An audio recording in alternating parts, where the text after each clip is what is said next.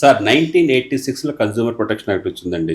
Consumer protection act is a very powerful act. Consumer protection act ఎంత పవర్ఫుల్గా పెట్టారంటే, మీరు డ్రగ్స్ అండ్ కాస్మెటిక్స్ యాక్ట్ తోటి మీరు బ్యాంకింగ్ యాక్ట్లో ఈ క్లాజెస్ తీసుకోవడం కావద్దు. బ్యాంకింగ్ యాక్ట్ మీకు వచ్చేసి ఉమెన్ వెల్ఫేర్లో వెళ్దండి.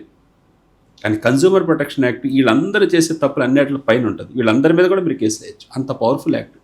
దురదృష్టం ఏంటంటే యాక్ట్ వచ్చి ఆల్మోస్ట్ 84 అంటే 94, 2004, 2014, 2000 దగ్గర 40 సంవత్సరాలు అవుతున్నా రీసెంట్ సర్వేలో తెలియదు ఏంటంటే 2% కంటే ఎక్కువ అవేర్నెస్ లేదు.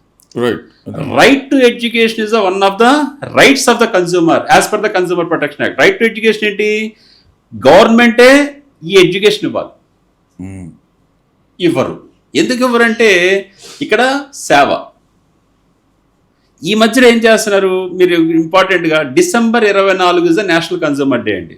అంటే 1986లో పార్లమెంట్లో ఉభయ సభల్లో అంటే 2 సభల్లో కూడా కన్స్యూమర్ ప్రొటెక్షన్ యాక్ట్ అనేది 1986 December 24 బిల్ పాస్ అయింది.